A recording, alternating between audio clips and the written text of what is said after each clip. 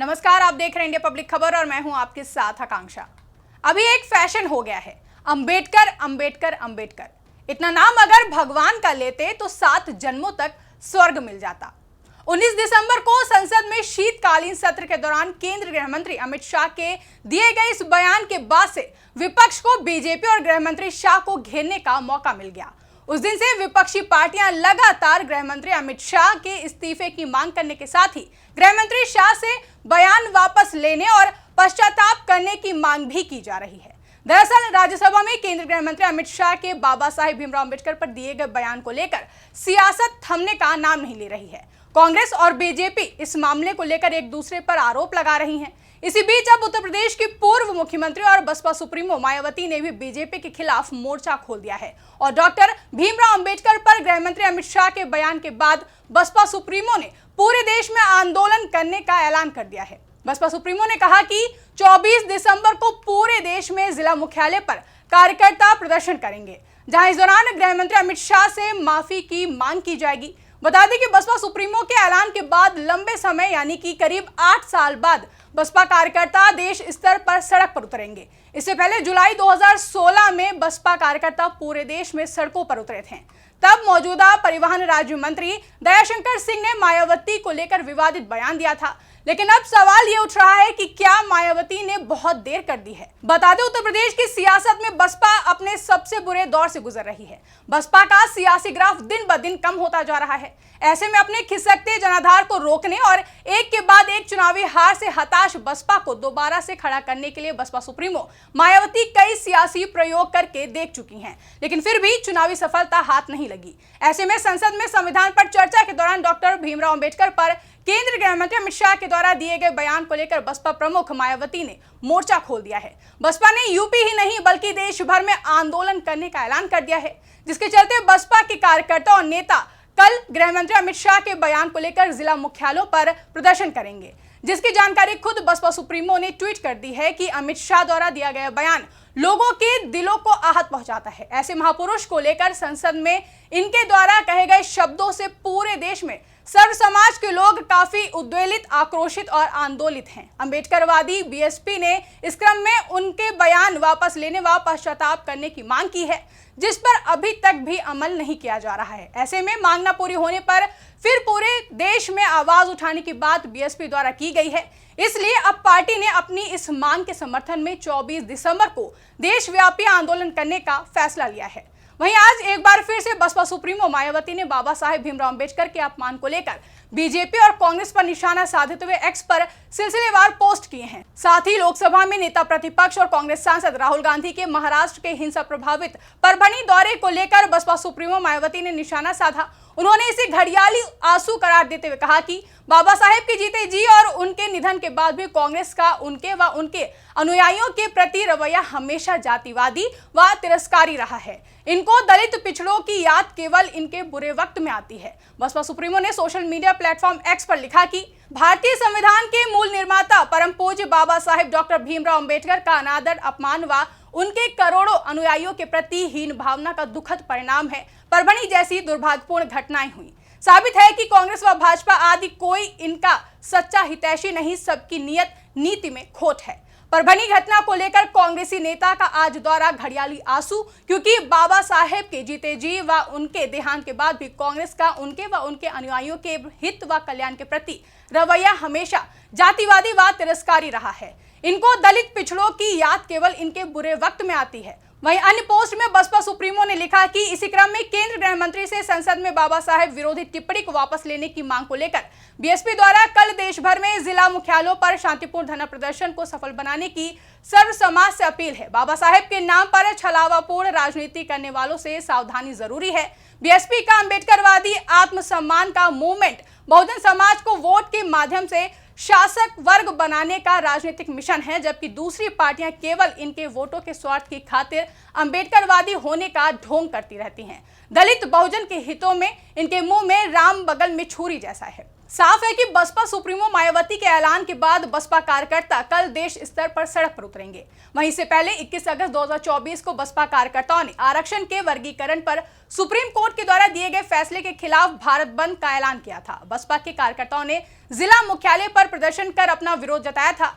अब बसपा के कार्यकर्ता एक बार फिर से सड़क पर उतरने जा रहे हैं। इस बार बाबा साहेब भीमराव अंबेडकर पर केंद्रीय गृह मंत्री अमित शाह के द्वारा दिए गए बयान का मामला है। बसपा जिला मुख्यालय पर प्रदर्शन कर गृह मंत्री अमित शाह से उनके बयान पर माफी मांगने की मांग करेगी।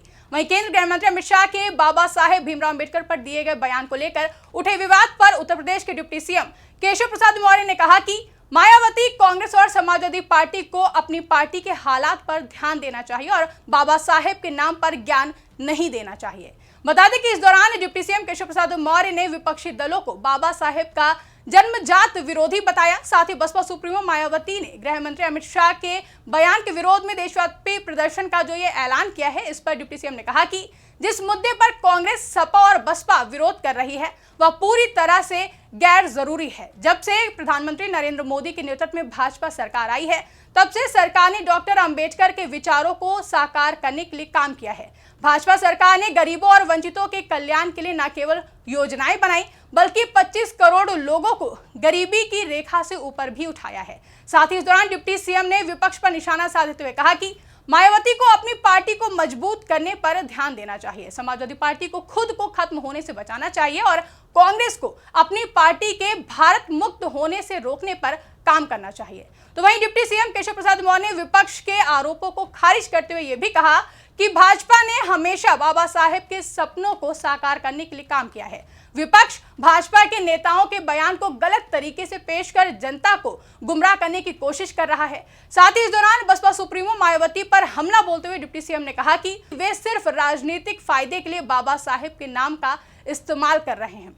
एक और जहां डिप्टी सीएम विपक्ष के सारे आरोपों को खारिज कर रहे हैं और कह रहे हैं कि विपक्षी दल सिर्फ अपने राजनीतिक फायदे के लिए बाबा साहेब के नाम का इस्तेमाल कर रहे हैं, तो वहीं दूसरी ओर बसपा सुप्रीमो मायावती का कहना है कि बसपा के अलावा सभी दूसरी पार्टियां केवल इनके वोटों के स्वार्थ की खातिर अंबेडकरवादी होने का ढोंग करती रहती हैं, जिसके चलते बसपा सुप्रीमो ने कल देश स्तर पर आंदोलन का ऐलान किया है। बता दें कि मायावती लगातार बाबा साहेब भीमराव अंबेडकर को लेकर काफी ज्यादा एक्टिव है और इस मुद्दे को लेकर बीजेपी, कांग्रेस और सपा पर हमलावर हैं। ऐसे में कहा जा रहा है कि बसपा सुप्रीमो शायद इसे अपना एक स्ट्रॉन्ग राजनीतिक मुद्दा बनाकर एक बार फिर से अपने खोए हुए राजनीतिक जनाधार को धार देने की कोशिश कर रही हैं। बता दें कि 80 के दशक में कांशीराम ने डॉक्टर अंबेडकर के विचारों को लेकर दलित समुदाय के बीच के शासन और सत्ता में भागीदारी के लिए बहुजन समाज पार्टी का गठन किया था। इस तरह कांशीराम ने दलित समाज के हक और हुकूक के लिए पहले 1984 में बसपा का गठन किया, जिसके बाद बसपा ने यूपी की राजनीति में अपनी एक अलग छाप छोड़ी, जिसके सहारे मायावती 4 बार मुख्यमंत्री बनी। दलितों के लिए डॉक्टर अंबेडकर किसी भगवान से कम नहीं है। ऐसे में केंद्रीय गृह मंत्री अमित शाह के द्वारा दिए गए बयान को सियासी आधार बनाकर डॉक्टर अंबेडकर के सम्मान की लड़ाई लड़ने के लिए बसपा सड़क पर उतर रही है। जबकि बसपा की राजनीति देखी जाए तो पिछले कई समय से सड़क पर उतरकर संघर्ष करने और आंदोलन से वो काफी दूर रहती हुई देखी गई है। बसपा प्रमुख मायावती मीडिया में बयान देकर ही अपने विरोध दर्ज कराती देखी गई, लेकिन अब बदले हुए दौर में बसपा के लिए सड़क पर उतरना सियासी मजबूरी बन गई है। वहीं दलित मुद्दों पर आजाद समाज पार्टी के मुखिया और नगीना सांसद चंद्रशेखर आजाद जिस आक्रामक तरीके से आंदोलन कर रहे हैं, उसके जरिए वो दलित समुदाय के बीच अपनी सियासी जगह बनाते हुए नजर आ रहे हैं। ऐसे में बसपा के लिए भी सड़क पर उतरने का दबाव अब बढ़ गया था, जिसके चलते पहले आरक्षण के वर्गीकरण के मुद्दे पर बसपा के कार्यकर्ता सड़क पर उतरे और अब डॉक्टर भीमराव अंबेडकर पर गृह मंत्री अमित शाह के द्वारा दिए गए बयान को लेकर विरोध प्रदर्शन करने के लिए सड़क पर उतर रही है। दरअसल उत्तर प्रदेश में दलित वोट 21% है। बसपा को 2019 में मिला वोट शेयर 19.43% से गिरकर 9.39% तक पहुंच गया था, जो कि दिखाता है कि नॉन जाटव वोटर तो पहले ही उससे दूर हो गए थे। तो वहीं 2024 के लोकसभा चुनाव से जाटव मतदाता भी छिटक गए हैं। जाटव जाति के मतदाताओं का 60% हिस्सा अभी भी बसपा के साथ रहा, लेकिन उनके 30% वोट हासिल करने में सपा और कांग्रेस सफल रही और महज 10% वोट ही बीजेपी की ओर गया।